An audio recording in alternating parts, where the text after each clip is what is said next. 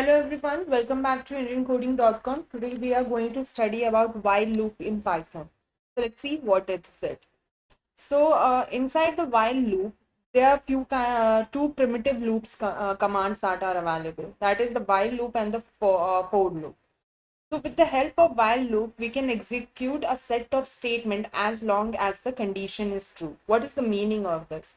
So on screen, you can see that I have provided one example that I is equal to 1 while I is smaller than 6, print I, and I will increment it. Okay, I will equal to 1.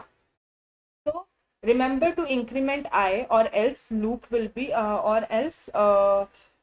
created or something. Yeah. So on screen, wait, let me just write it here. Okay. So I have given all the conditions here. So if I'm going to run this particular condition, let me just give you one error is already mentioned. So I am just writing here like this, and then I will run it again. Okay. So still one error is there. Let me just see. So we have to remember to increment, else the loop will continue forever. So we have to increment, mention it to increment. Okay. Just okay. On screen you can see that we got the values here. So 1, 2, 3, 4, 5 till the 6 I got all the values, and it will increment till the sixth value. Sixth value will not be mentioned. Before that all the values will be mentioned here. So that is how you can create it. Fine. So we should know how to give space and all. We have studied in last few lectures also how to do that. So these are the basic terms you should know. Okay. So I hope you understood this much how to create a while loop here. This loop is same as that. So let me just mention the break condition here. So wait, there is one error. We will check that error. So I have mentioned the condition here. Inside that I have mentioned the break condition. Okay, let me just run it again. We will check what is an issue. Yeah.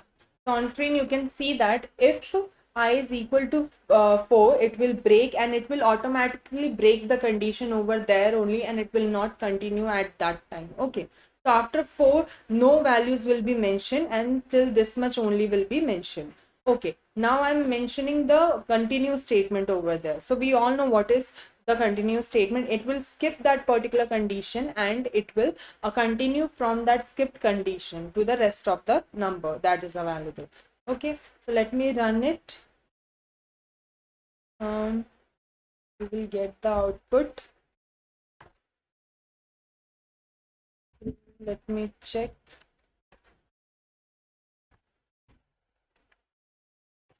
I will copy paste from here there only. Yeah, and then I will run it again.